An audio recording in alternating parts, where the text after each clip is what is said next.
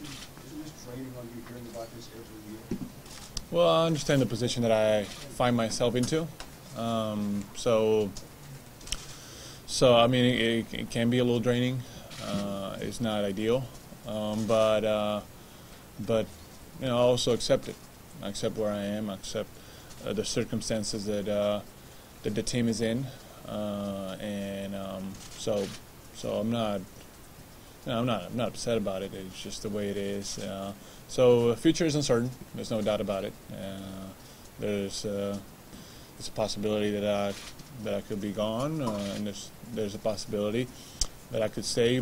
I don't know the exact percentages of it, but I'm prepared for either way. I mean, like I said, I understand the challenges that the franchise is facing, the decisions that they have to make in order to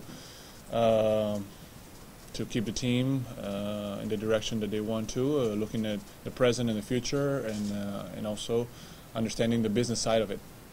So it's a lot going on, and like I said, I wish things were a little simpler, but they're not. So we'll see how it plays out, and we'll just have to, I guess, wait and see a little bit. Did you and Mitch discuss that today? Yeah, we did. Yeah, we went over it. And we pretty much said and shared that was the case. Couldn't really tell me that, hey, you know, thanks for everything you've done, and you're more likely going to be gone, or no, you don't worry about it. You're going to stay here. We're going to make it happen. So it's which is expected to be expected, which I appreciate.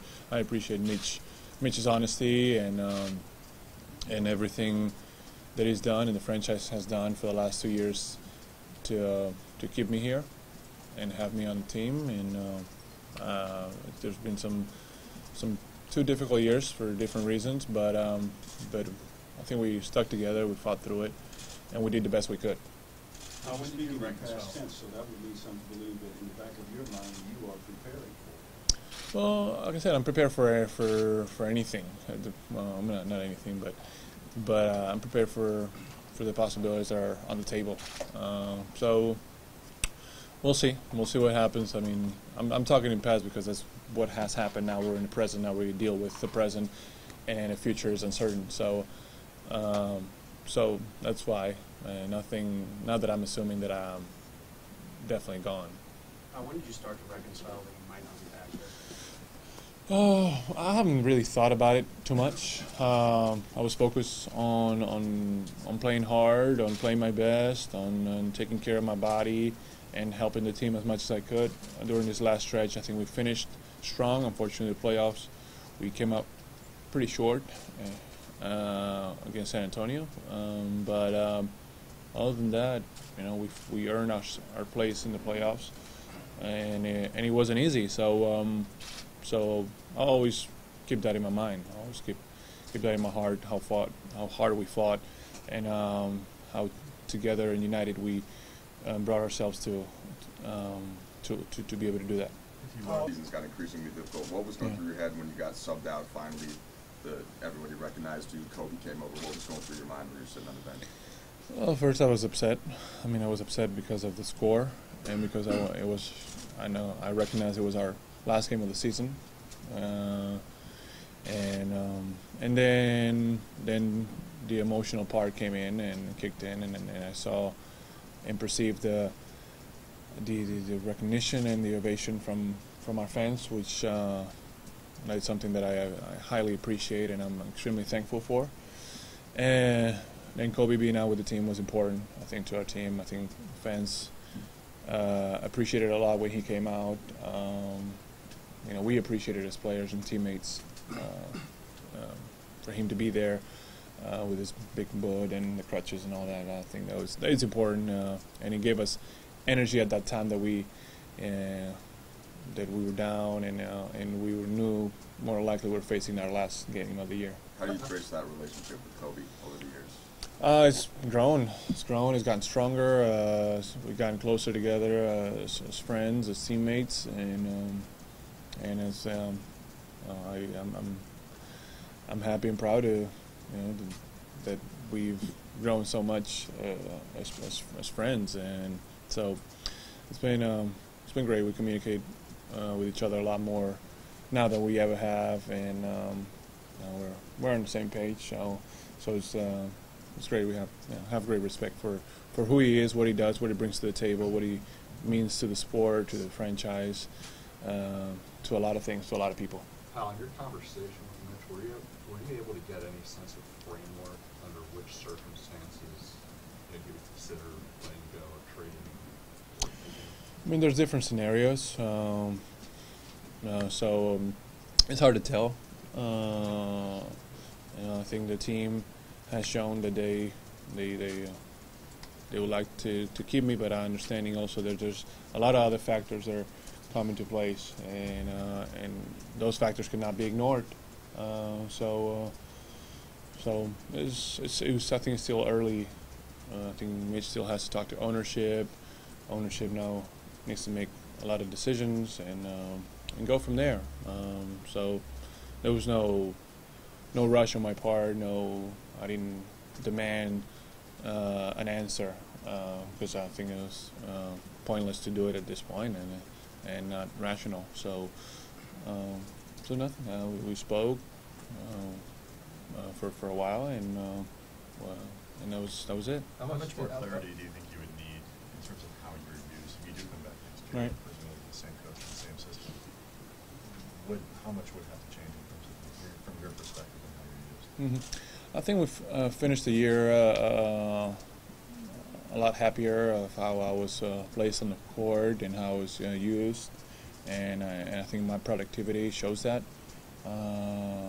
So talked to Mike, our coach, about it, and we agreed that we all took our time to know each other and to figure each other out and know how to utilize the different pieces and how to play together, what kind of game we needed to play with the personnel that we had, and he was in a tough position, and I acknowledged that. So nothing to regret from that part, but I would like to, obviously, as any player would, like to be utilized the right way, so I can maximize what I bring to the table, and I think I can help the team be better. How much did your experience here change after the failed deal with Houston? How much, what? How much did your experience here change after that failed deal with Houston? Mm-hmm. Was that kind of like a turning point where? I was. I mean, yeah, that was. I don't know about turning point, but it was definitely a point where I was pretty much gone, and something happened, and the deal was stopped by the NBA, which is pretty random, right? And then all of a sudden I was still here. So from that point on, I was just, as I try to do with my life, I was just trying to take advantage of every day and do my best, continue to be a good professional, a good teammate, do what I had to do, even though it was hard because in the back of my mind, it was pretty emotional. There was a lot going on. I mean, it puts you on edge a little bit. And then because the uncertainty didn't stop. I mean, I knew the reality. The reality is that they were exploring, and I was the piece to move. But I think I'm pretty proud of how I've been able to handle and manage those tough points and situations, and always try to keep my mind calm and don't lose my temper, and just continue to do my job and help and play well. So that's what I've been trying to do, and still I'm always consider myself a very privileged person. So I'm happy to be in the position that I am. Yeah, Pal, you said Mitch talked to you about ownership, getting off ownership. Yes. Who did he say ownership was?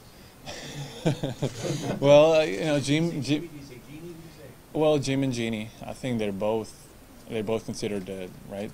I mean, Jim What do you say to you? Is he best class? That you know? I think Jimmy is in charge of the basketball operations, and Jeannie is more on the business side, right?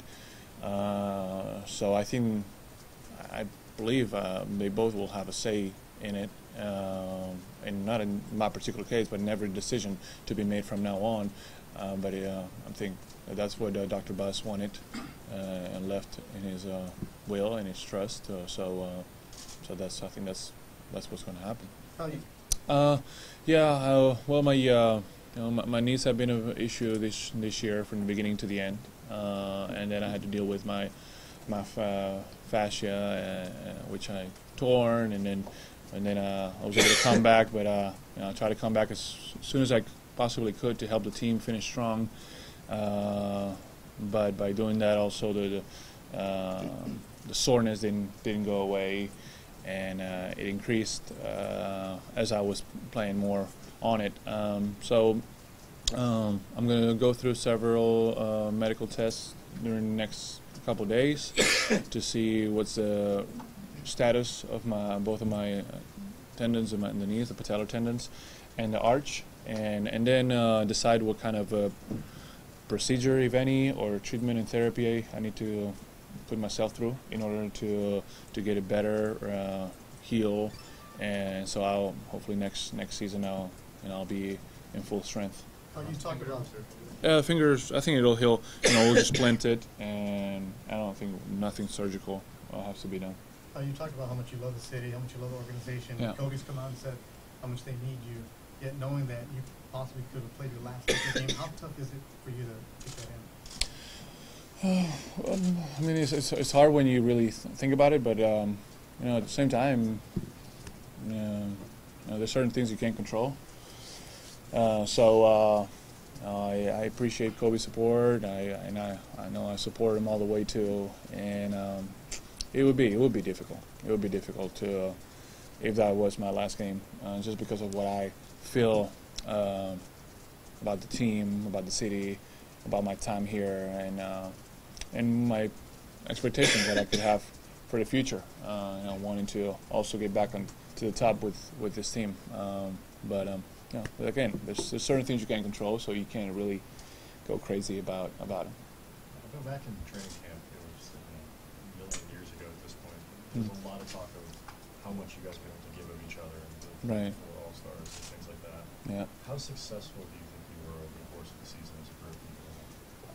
I think at the beginning we probably struggled a little more because everybody wanted to assert themselves and establish themselves and make sure they got their role or their part established. But things didn't work out that well probably from the beginning, and probably the coaching change had a big role into it. But I think we progressed as the season went along, and we put our individual desires aside, and we figured out what worked, and I think we finished the season playing the right way as far as on our balance, and Kobe also distributed the ball. There was a point that he also flipped the switch and he started distributing a lot the ball and getting a lot of assists and setting people up and making the game a lot easier and simpler for other guys. And then I was able to get into the post a little more, get to the elbows a little more, also create a lot more from those positions. And I think Dwight has been shooting at a very high percentage. I was able to get him a lot of good looks close to the rim and good finishes, and he's worked hard for those. So, and then the rest of the guys, I think, were able to play off that. And once we established that, everything seemed to work better. Are you open-minded to change, or would you prefer to stay? I would prefer to stay. I've always been a pretty loyal guy, and I feel like I belong with the Lakers. But there's not such a thing in the NBA. It seems like you can't really get attached too much to a team because it's just not up to you to stay and remain on a team. So I prefer to stay, but I'm prepared if I'm not.